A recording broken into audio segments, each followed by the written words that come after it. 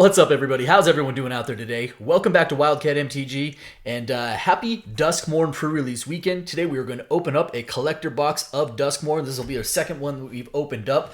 Was really happy and pretty impressed with the first one. I know that I've read some of the comments from the first video I posted, and it seems like, maybe thematically people weren't super psyched about Duskmourn. It seems like people are coming around a little bit on it. We'll see. I'm excited to get a chance to play with the actual cards itself. We spent a lot of time on the first video. This video will be much quicker. So with that being said, why don't we go ahead and dive on in and let's crack some packs. Just as a reminder, many of you know this already, but for pre-release weekend, for the first couple weeks that a set comes out, I'm not going to really talk pricing on that. I just think with singles, it's going to be a while before they settle. I like to try and give the singles the cards to get a chance to get out there and get in the market and people start playing with them before we start talking about pricing of it. I just feel like a lot of the pricing, it's just way too early and it just doesn't age well. So we are kind of hunting for, I did get one of the hits that I was looking for out of the first box, and that was the Mythic Massacre 2. Actually, kind of looking at some of the other stuff I got after I was putting the singles together and sleeving some of them up and whatnot. I got I think a lot of really good stuff in that box. Gosh darn, I can't even get in this first pack. There we go. The big hits are going to be the double exposure textured cards, and then the fracture foil Japanese showcase cards. Those are going to be the big. They're extremely rare though. I think the double exposure Mythics textures are like 1% of packs, and then the Japanese showcase are even more wonkier. So the fracture foils are going to be like 0.6% in English, and then 0.3% I think in Japanese, or basically equating to like 1%. So kind of like one out of every, just over 8 collector boxes for one of those. All right, start off with a Grievous Wound. First Mythic is a Winter Cynical Opportunist. That is a Commander Mythic, and then extended art foil. Cool. Next up, the Leyline of Transformation. I think some people are really excited about Leyline. We'll see what happens there. I will throw it up top because it's a card I kind of like. Hey, and how about we hit a Borderless Screaming Nemesis? We did hit one of those in the first box as well. So count me 2 for 2 on Borderless Screaming Nemesis, which I think is going to be one of those cards that people are pretty hyped about from the jump. And we start out with another Mythic, is our last foil, that is our last slot, that is Charred Foyer and Warped Space. I'm unsure of what to make of the rooms as far as like what kind of play they're going to see, but I am pretty excited about them in general. Like I think they're a neat card design. So hey, first pack, three Mythics. How about that? Our first box, we were really timid on Mythics for like the first half of the box, and then like the Mythic count kind of exploded in the second half, and I think we ended up with double-digit Mythics. So we'll see if that carries over into this box. We are going to kind of fly through the commons and uncommons. I spent a great deal of time on those in like the first video. This time we're just going to get to the good stuff. All right, so how about another Mythic? This is Dollmaker's Shop and Porcelain Gallery. So another Mythic room. All right, 2 for 2 in the Mythic rooms. The first one is I think a borderless foil. Into the Pit as the commander card. Valgavoth's Lair in the showcase, another card that people are interested in. Again, who knows on the play pattern or on the play stuff, but the constructed versus commander, but it is a card that people are talking about. Zimone All Questioning in that non-foil double exposure. And then we end Unstoppable Slasher, which does seem to be a rare that I think could see some play as well. And the foil showcase in that paranormal frame. All right. Couple of packs, 4 Mythics. Again, not really sure what to make of like the Mythic room cycle at this point. It's so early. But gosh, I'd like to think that at least a couple of them end up seeing some play. I'm definitely interested in the getting some of the avatars. Live or Die, pretty good uncommon. Also, these lands really seem to be popular as well. And I will say, now that I'm on my second collector box, the foiling, who knows about the curling factor, but the foiling in this set seems particularly shiny. How about we pull a pack foil Mythic Massacre 2? Very good. A card that, again, I don't know play-wise, who knows, but it is definitely a hyped-up card, and I was looking to pull at least one of these for myself. Now I've pulled 2. Very happy with that. Quite happy. They came from the pipes as the commander card. Demonic Council, again, another one of those rares that does seem to be catching some attention out of the gate. And then our first of the land cycle. I actually pulled, I think, only 2 of these in the first box. Borderless Thornspire Verge. And then conclude with an Enduring Innocence.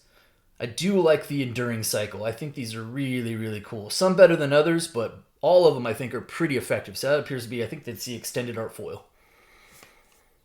Hey, not bad. Not bad, not bad. So yeah, I only pulled 2 of the lands.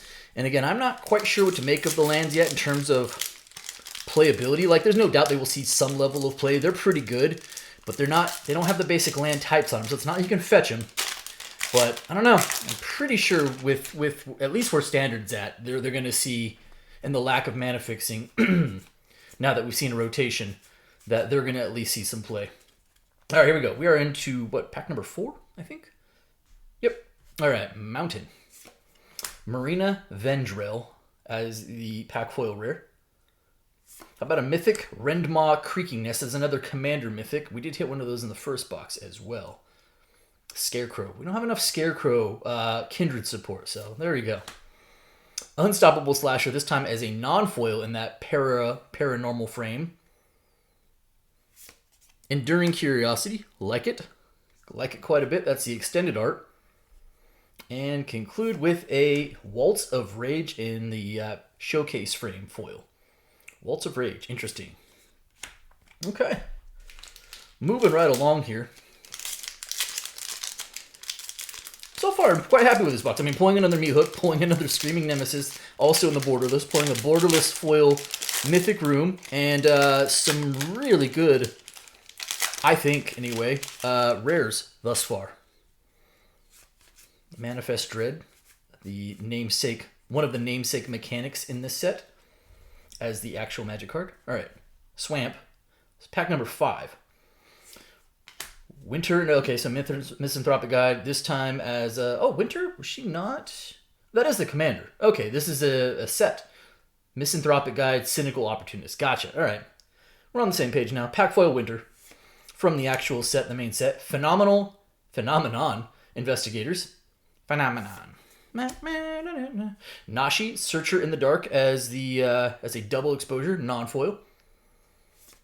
Doomsday Excruciator. Pulled one of these. I really do like the lurking mirror, whatever they're called, treatments, where you can see the monster coming at you. Doomsday Excruciator, the Borderless.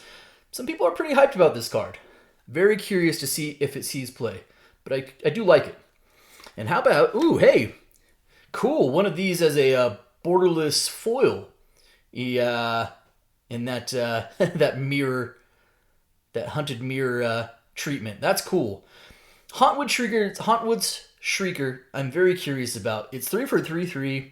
It attacks manifests, and then you can reveal target face down permanent. If it's a creature card, you may turn it face up. So I don't know. The only thing I think the thing I'm most skeptical of, although this is a really cool card, is 3 power, 3 defense, 3 toughness. Seems very, very susceptible to removal, lightning helixes in standard, that sort of thing.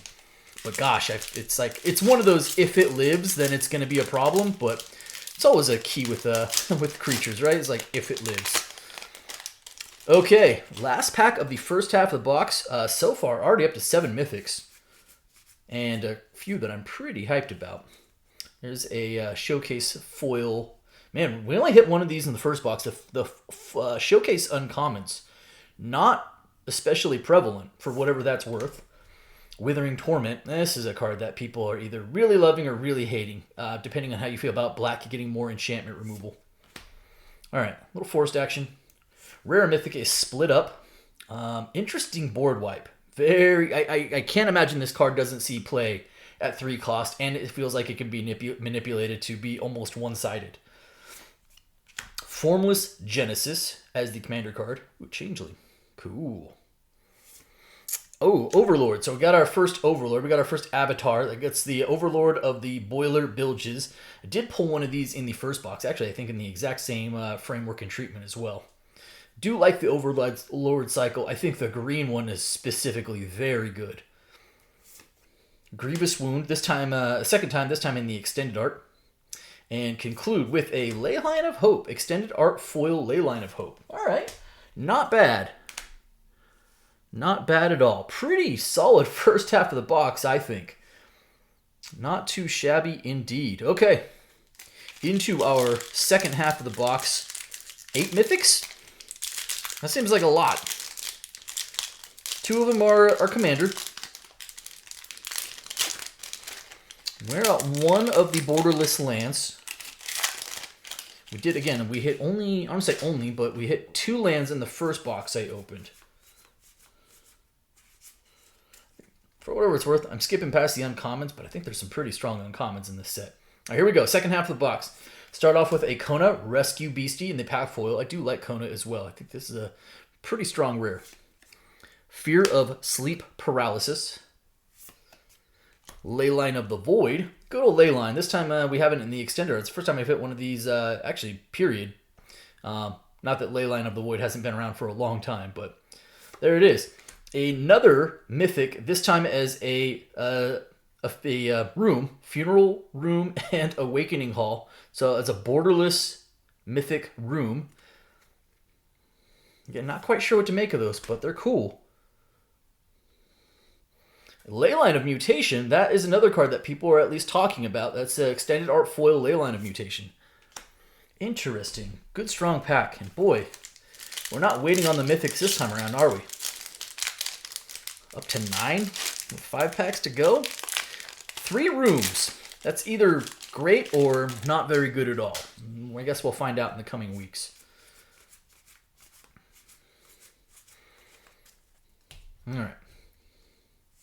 Rare is, oh, there we go. There's a pack foil Gloom Lake Verge. So one of those land cycle, and that time in the pack foil. It's the blue-black one. Can't imagine that doesn't see some play. Giggling Skitter Spike, which is a really creepy card and probably a pretty good commander card at that. Split up, this time in the paranormal frame. Blazemire Verge, that a borderless land. So our third land of this box. That's already more than we hit in the last box. This time as a borderless. And then conclude with, whoa, hey, Blood Farm Verge. Borderless foil Blood Farm Verge. Interesting. So we have hit now 4 of the lands. You know, I'm going to go ahead and move the excruciator over there. Got 3 of the borderless lands right there. Why don't we go ahead and put the... I am curious about the land cycle count. That's why I'm reorganizing. All right, here we go. 4 packs to go. Have not hit any of the Japanese showcase cards, either foil or fracture foil, nor the double exposure textures. Again, the fracture foils and the double exposure textures are going to be exceedingly rare. Marina Vendrell's Grimoire as a pack foil rare. Sadistic Shell Game. Ooh, that's kind of creepy. Starting with the next opponent. Oh, okay. Kind of like that. That's kind of cool. Omnivorous Flytrap. The Mind Skinner, excuse me. I think it's a borderless treatment. And a Balustrade Worm as a paranormal frame foil. Worm's kind of cool. 3 packs left. 5 for 5/5, can't be countered, trample haste. Like, pretty good stats on it.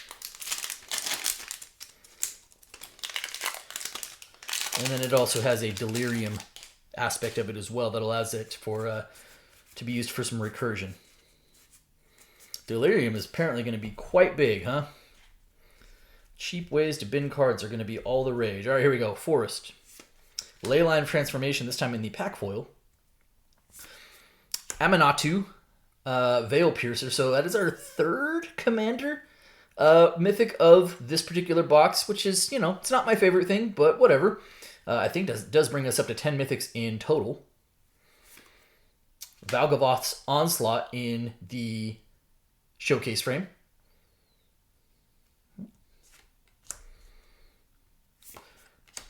Next up, we have Roaring Furnace, Steaming Sauna. I think that's in the borderless treatment. Pretty cool room. And conclude with a, hey, all right, there we go. It is not a fractured foil, but it is a Japanese foil, Enduring Curiosity, which, Cat Glimmer, I'm in. I'm 1,000% in on this card. Gotta love it. And there you go. Awesome. Really, really cool with that pull. Well, all right. So we have hit another Meat Hook. We've hit another Screaming Nemesis. I have hit, you know what? That's a Mythic. What am I doing? There we go. A Japanese foil, Enduring Curiosity, which bonus points for being a cat. Thank you. And we're off. 2 packs to go. The only thing I'm really looking... Well, I say the only thing. I'm still looking for stuff. Hey, Under the Skin. So we did get a second uncommon showcase foil. Would be Valgavoth himself and the Overlord of... what is it? Hauntwoods or whatever the green avatar is. There we go. Cathartic Parting. All right. Mountain. Rare is an unstoppable... Our third unstoppable slasher of the box. But I think this card is pretty good. I don't think this is the one with the extra... hidden horror on it or whatever. That's going to be really weird learning all the different variants. Again, I think that card's actually pretty good though. Ursine Monstrosity. Enduring Vitality in the extended art. Silent Hall Creeper. So we did get another borderless. This time we haven't hit the red one, or we hit the black and the blue one in the last box. We didn't hit the red one, and we did hit the green one in this box because it's a Mythic. And oh hey, the Swarm Weaver as the double exposure foil. So the double exposure foils are fairly rare for whatever it's worth. We got 2 non-foil, and I think we got and 1 foil, and I think it's basically the same pattern as our first box that we opened. Here we go, last pack here. We are at what, 6, 7, 8, 9, 10, 11? Are we at 11 Mythics? 3, 4, 5, 6, 7, 8, 9, 10, 11 Mythics. So we are double-digit Mythics again. Granted, 3 of them are Commander.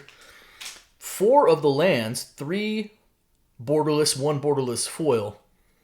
Let us see what this last pack has in store for us here. And we'll just do a quick breakdown. We'll wrap this thing up. Little planes. Razorkin Needlehead. I do like this card. That is a pack foil Razorkin Needlehead. Get punished for drawing cards. Redress Fate, a miracle card from Commander. There's the black one. I can't remember which one that is. I can't remember the name of it. Is a card that I think is going to be very popular, specifically probably for Legacy. Tyvar. So we did get another Mythic. That is up to 12 Mythics for this box. Wow, really heavy Mythic set. Tyvar the Pummeler, a borderless. We did actually pull one of those in the first box.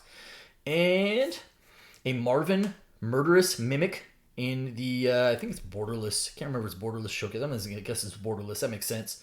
Conclude with oh, hey. That is a double exposure foil Nico Light of Hope. And that is a Mythic. So that's probably going to be a pretty rare pull. Again, I don't know if Nico's going to see play. We're not there on the value yet, but as far as actual pull rate, I think fairly low. Pretty cool. And by the way, how about 13 Mythics in this box? Yeah, that is really cool though. By the way, I'll show you that double exposure on the foiling. You can kind of see that overlay there.